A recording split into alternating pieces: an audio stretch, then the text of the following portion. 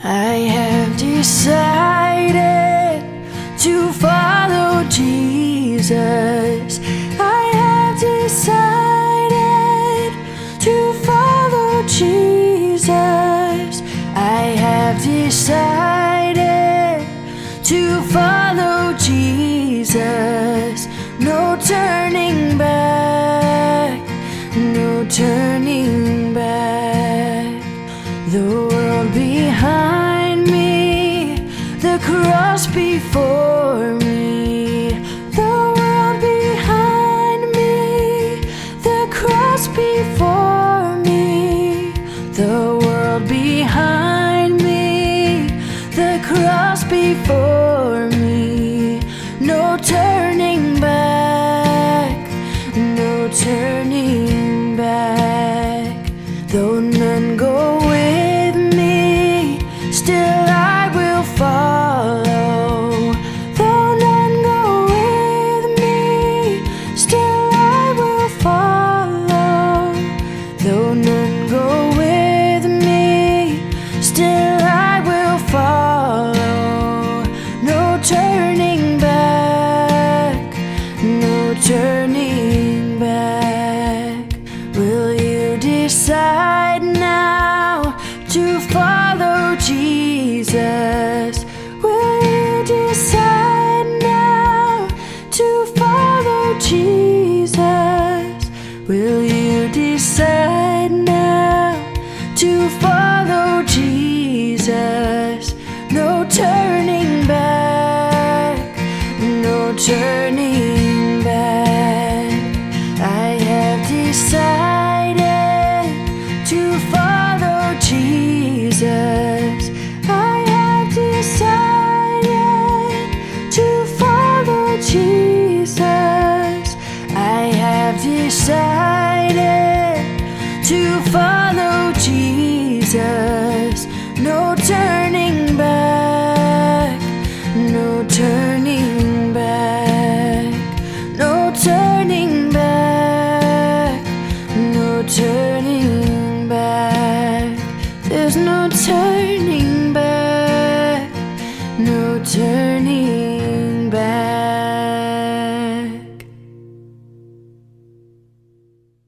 Chapter 18. In the course of time, David defeated the Philistines and subdued them, and he took Gath and its surrounding villages from the control of the Philistines. David also defeated the Moabites, and they became subject to him and brought him tribute. Moreover, David defeated Hadad-ezer, king of Zobah, in the vicinity of Hamath, when he went to set up his monument at the Euphrates River. David captured 1,000 of his chariots, 7,000 charioteers, and 20,000 foot soldiers. He hamstrung all but 100 of the chariot horses. When the Arameans of Damascus came to help Hadad-ezer, king of Zobah, David struck down 22,000 of them. He put garrisons in the Aramean kingdom of Damascus, and the Arameans became subject to him and brought him tribute. The Lord gave David victory wherever he went. David took the gold shields carried by the officers of Hadad-ezer and brought them to Jerusalem. From Tebah and Kun, towns that belonged to Hadad-ezer, David took a great quantity of bronze, which Solomon used to make the bronze sea, the pillars, and various bronze articles.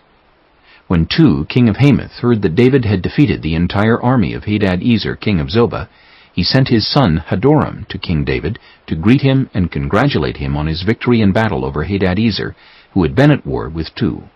Hadoram brought all kinds of articles of gold, of silver, and of bronze. King David dedicated these articles to the Lord, as he had done with the silver and gold he had taken from all these nations, Edom and Moab, the Ammonites and the Philistines, and Amalek. Abishai, son of Zeruiah, struck down 18,000 Edomites in the Valley of Salt. He put garrisons in Edom, and all the Edomites became subject to David. The Lord gave David victory wherever he went. David reigned over all Israel, doing what was just and right for all his people. Joab, son of Zeruiah, was over the army. Jehoshaphat, son of Ahilud, was recorder. Zadok, son of Ahitub, and Ahimelech, son of Abiathar, were priests. Shavsha was secretary. Benaiah, son of Jehoiada, was over the Kerethites and Pelethites, and David's sons were chief officials at the king's side. Chapter 19. In the course of time, Nahash, king of the Ammonites, died, and his son succeeded him as king. David thought, I will show kindness to Hanan, son of Nahash, because his father showed kindness to me. So David sent a delegation to express his sympathy to Hanan concerning his father. When David's envoys came to Hanan in the land of the Ammonites to express sympathy to him, the Ammonite commanders said to Hanan, Do you think David is honoring your father by sending envoys to you to express sympathy? Haven't his envoys come to you only to explore and spy out the country and overthrow it? So Hanan seized David's envoys, shaved them, cut off their garments at the buttocks, and sent them away. When someone came and told David about the men, he sent messengers to meet them, for they were greatly humiliated. The king said, Stay at Jericho till your beards have grown, and then come back. When the Ammonites realized that they had become obnoxious to David, Hanan and the Ammonites sent 1,000 talents of silver to hire chariots and charioteers from Aram-Naharaim, Aram-Maacah, and Zobah. They hired 32,000 chariots and charioteers, as well as the king of Maacah with his troops, who came and camped near Medeba, while they drew up in battle formation at the entrance to their city, while the kings who had come were by themselves in the open country. Joab saw that there were battle lines in front of him and behind him, so he selected some of the best troops in Israel and deployed them against the Arameans. He put the rest of the men under the command of Abishai his brother, and they were deployed against the Ammonites. Joab said, If the Arameans are too strong for me, then you are to rescue me. But if the Ammonites are too strong for you, then I will rescue you. Be strong, and let us fight bravely for our people and the cities of our God. The Lord will do what is good in his sight. Then Joab and the troops with him advanced to fight the Arameans, and they fled before him. When the Ammonites realized that the Arameans were fleeing, they too fled before his brother Abishai and went inside the city. So Joab went back to Jerusalem. After the Arameans saw that they had been routed by Israel, they sent messengers and had Arameans brought from beyond the Euphrates River, with Shophach, the commander of Hadadezer's army, leading them. When David was told of this, he gathered all Israel and crossed the Jordan. He advanced against them and formed his battle lines opposite them. David formed his lines to meet the Arameans in battle, and they fought against him. But they fled before Israel, and David killed 7,000 of their charioteers and 40,000 of their foot soldiers. He also killed Shophach, the commander of their army. When the vassals of Hadadezer saw that they had been routed by Israel, they made peace with David and became subject to him. So the Arameans were not willing to help the Ammonites anymore.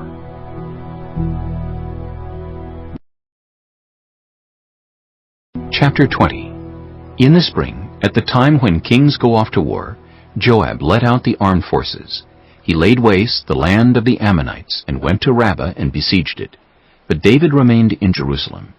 Joab attacked Rabbah and left it in ruins. David took the crown from the head of their king. Its weight was found to be a talent of gold, and it was set with precious stones, and it was placed on David's head. He took a great quantity of plunder from the city, and brought out the people who were there, consigning them to labor with saws and with iron picks and axes. David did this to all the Ammonite towns. Then David and his entire army returned to Jerusalem. In the course of time, war broke out with the Philistines at Gezer. At that time, Sibbecai the Hushathite killed Sippai, one of the descendants of the Rephaites, and the Philistines were subjugated. In another battle with the Philistines, Elhanan, son of Jair, killed Lahmi, the brother of Goliath the Gittite, who had a spear with a shaft like a weaver's rod.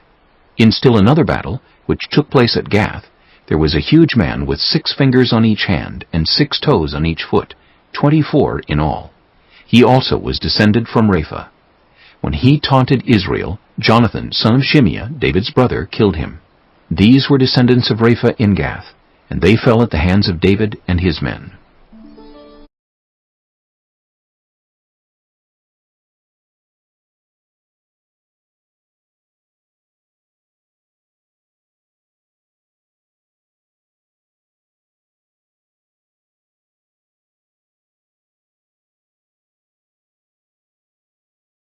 Chapter 17.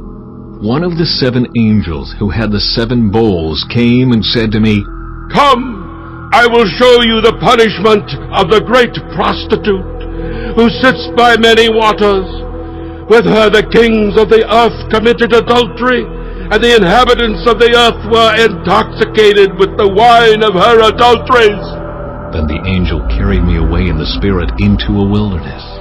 There I saw a woman sitting on a scarlet beast that was covered with blasphemous names and had 7 heads and 10 horns. The woman was dressed in purple and scarlet and was glittering with gold, precious stones, and pearls. She held a golden cup in her hand, filled with abominable things and the filth of her adulteries. The name written on her forehead was a mystery: Babylon the Great, the mother of prostitutes and of the abominations of the earth. I saw that the woman was drunk with the blood of God's holy people, the blood of those who bore testimony to Jesus. When I saw her, I was greatly astonished. Then the angel said to me, Why are you astonished? I will explain to you the mystery of the woman and of the beast she rides, which has the 7 heads and 10 horns. The beast which you saw once was, now is not, and yet will come up out of the abyss and go to its destruction. The inhabitants of the earth, whose names have not been written in the book of life from the creation of the world, will be astonished when they see the beast, because it once was, now is not, and yet will come. This calls for a mind with wisdom. The 7 heads are 7 hills on which the woman sits. There are also 7 kings. 5 have fallen, 1 is, the other has not yet come. But when he does come, he must remain for only a little while. The beast who once was and now is not is an 8th king. He belongs to the 7 and is going to his destruction. The 10 horns you saw are 10 kings who have not yet received a kingdom, but who for 1 hour will receive authority as kings along with the beast. They have one purpose and will give their power and authority to the beast. They will wage war against the Lamb, but the Lamb will triumph over them because he is Lord of lords and King of kings. And with him will be his called, chosen, and faithful followers. Then the angel said to me, The waters you saw where the prostitute sits are peoples, multitudes, nations, and languages. The beast and the 10 horns you saw will hate the prostitute. They will bring her to ruin and leave her naked. They will eat her flesh and burn her with fire. For God has put it into their hearts to accomplish his purpose by agreeing to hand over to the beast their royal authority until God's words are fulfilled. The woman you saw is the great city that rules over the kings of the earth. Chapter 18. After this, I saw another angel coming down from heaven. He had great authority, and the earth was illuminated by his splendor. With a mighty voice he shouted, Fallen! Fallen is Babylon the Great! She has become a dwelling for demons, and a haunt for every impure spirit, a haunt for every unclean bird, a haunt for every unclean and detestable animal. For all the nations have drunk the maddening wine of her adulteries. The kings of the earth committed adultery with her, and the merchants of the earth grew rich from her excessive luxuries. Then I heard another voice from heaven say, Come out of her, my people, so that you will not share in her sins, so that you will not receive any of her plagues. For her sins are piled up to heaven, and God has remembered her crimes. Give back to her as she has given. Pay her back double for what she has done. Pour her a double portion from her own cup. Give her as much torment and grief as the glory and luxury she gave herself. In her heart she boasts, I sit enthroned as queen. I am not a widow. I will never mourn. Therefore, in one day, her plagues will overtake her, death, mourning, and famine. She will be consumed by fire, for mighty is the Lord God who judges her.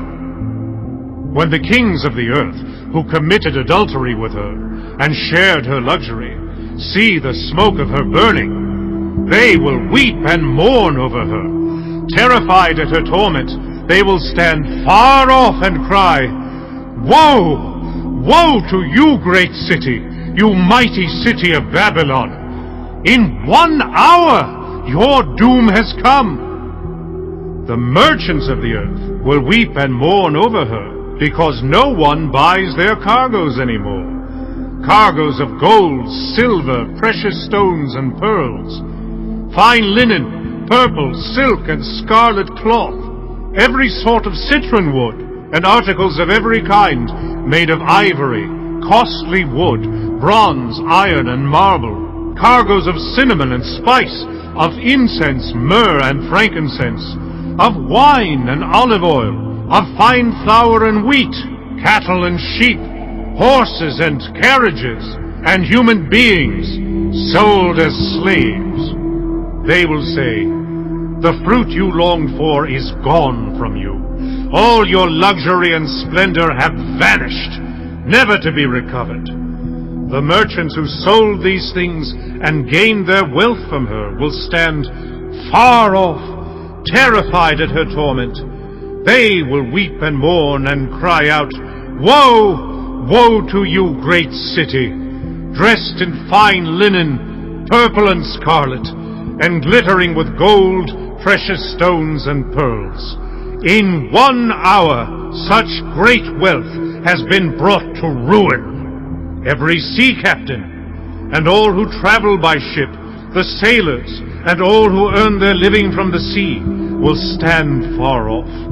When they see the smoke of her burning, they will exclaim, "Was there ever a city like this great city?" They will throw dust on their heads, and with weeping and mourning cry out, "Woe! Woe to you, great city, where all who had ships on the sea became rich through her wealth. In 1 hour she has been brought to ruin." Rejoice over her, you heavens! Rejoice, you people of God! Rejoice, apostles and prophets! For God has judged her with the judgment she imposed on you. Then a mighty angel picked up a boulder the size of a large millstone and threw it into the sea and said, With such violence the great city of Babylon will be thrown down, never to be found again. The music of harpists and musicians, pipers and trumpeters will never be heard in you again. No worker of any trade will ever be found in you again. The sound of a millstone will never be heard in you again. The light of a lamp will never shine in you again. The voice of bridegroom and bride will never be heard in you again. Your merchants were the world's important people. By your magic spell all the nations were led astray. In her was found the blood of prophets and of God's holy people, of all who have been slaughtered on the earth.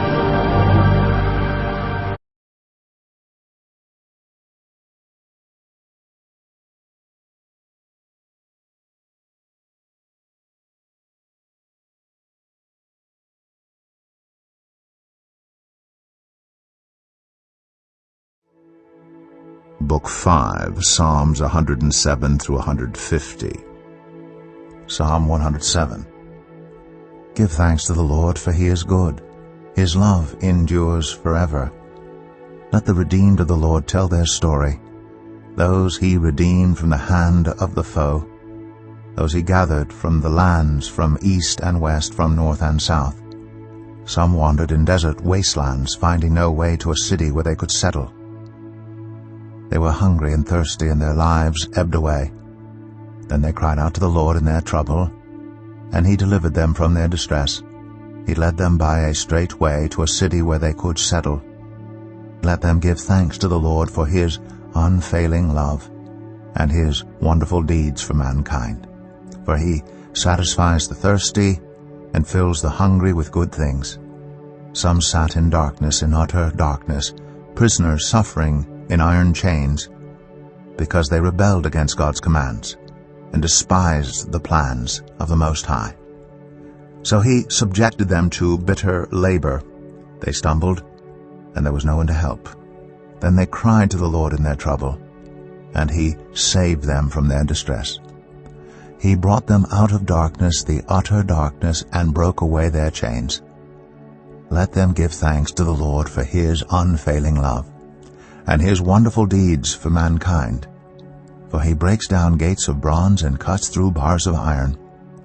Some became fools through their rebellious ways and suffered affliction because of their iniquities. They loathed all food and drew near the gates of death. Then they cried to the Lord in their trouble, and he saved them from their distress. He sent out his word and healed them. He rescued them from the grave. Let them give thanks to the Lord for his unfailing love and his wonderful deeds for mankind. Let them sacrifice thank offerings and tell of his works with songs of joy. Some went out on the sea in ships. They were merchants on the mighty waters. They saw the works of the Lord, his wonderful deeds in the deep. For he spoke and stirred up a tempest that lifted high the waves. They mounted up to the heavens and went down to the depths. In their peril, their courage melted away. They reeled and staggered like drunkards. They were at their wits' end. Then they cried out to the Lord in their trouble, and he brought them out of their distress. He stilled the storm to a whisper. The waves of the sea were hushed. They were glad when it grew calm, and he guided them to their desired haven. Let them give thanks to the Lord for his unfailing love and his wonderful deeds for mankind. Let them exalt him in the assembly of the people and praise him in the council of the elders. He turned rivers into a desert, flowing springs into thirsty ground, and fruitful land into a salt waste, because of the wickedness of those who lived there. He turned the desert into pools of water, and the parched ground into flowing springs. There he brought the hungry to live, and they founded a city where they could settle. They sowed fields and planted vineyards that yielded a fruitful harvest. He blessed them, and their numbers greatly increased, and he did not let their herds diminish. Then their numbers decreased, and they were humbled by oppression, calamity, and sorrow. He who pours contempt on nobles made them wander in a trackless waste. But he lifted the needy out of their affliction and increased their families like flocks. The upright see and rejoice, but all the wicked shut their mouths. Let the one who is wise heed these things and ponder the loving deeds of the Lord. Psalm 108, a song, a psalm of David. My heart, O God, is steadfast. I will sing and make music with all my soul. Awake, harp and lyre. I will awake in the dawn. I will praise you, Lord, among the nations. I will sing of you among the peoples. For great is your love, higher than the heavens. Your faithfulness reaches to the skies. Be exalted, O God, above the heavens. Let your glory be over all the earth. Save us and help us with your right hand, that those you love may be delivered. God has spoken from his sanctuary. In triumph I will parcel out Shechem and measure off the valley of Succoth. Gilead is mine, Manasseh is mine. Ephraim is my helmet, Judah is my scepter, Moab is my wash basin. On Edom I toss my sandal. Over Philistia I shout in triumph. Who will bring me to the fortified city? Who will lead me to Edom?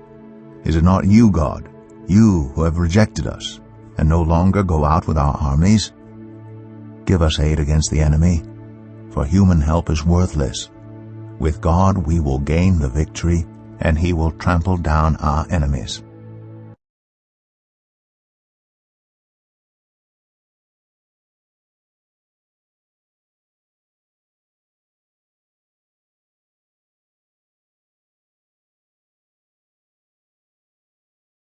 Proverbs 22.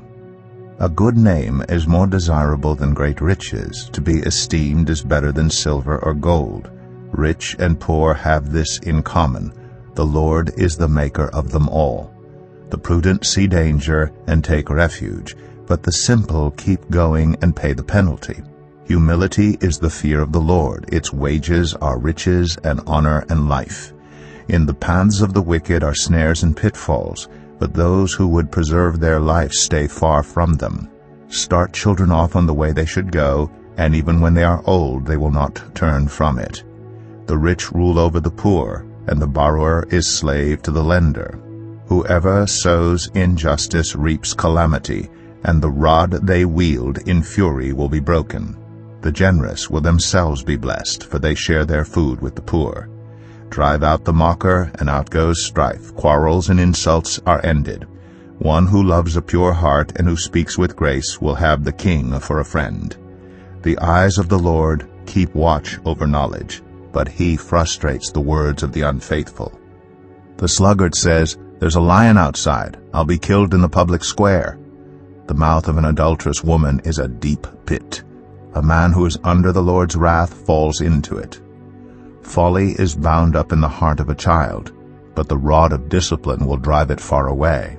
One who oppresses the poor to increase his wealth, and one who gives gifts to the rich, both come to poverty. Saying 1.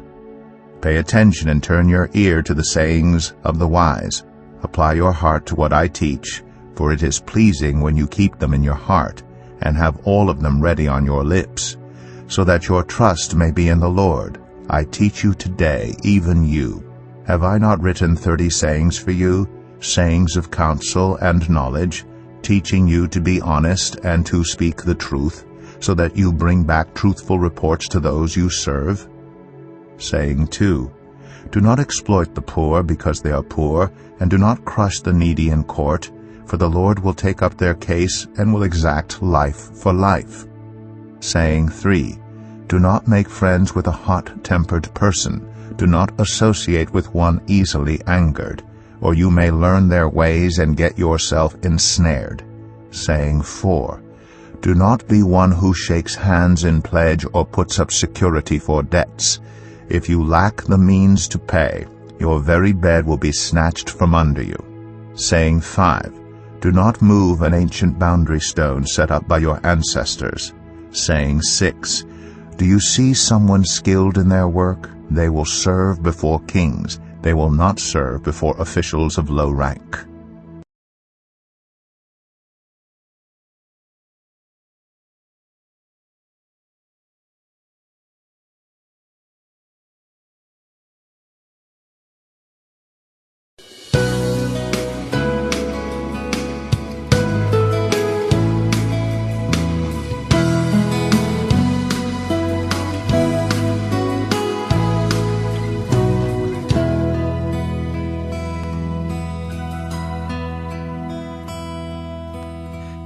Purify my heart, let me be as gold and precious silver.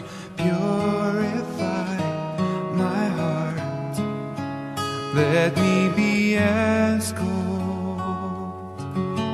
pure gold, refiner's fire. My heart's one desire is to be holy, set apart for you, Lord. I choose to be holy, set apart for you, my Master, ready to do your will.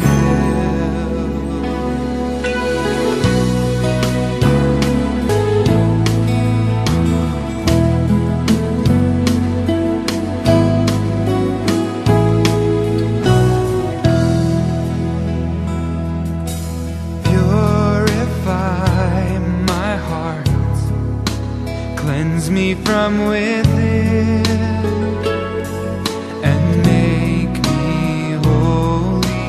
Purify my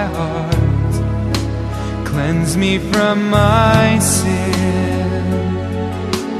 Deep within,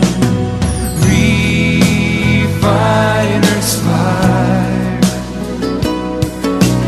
my heart's one.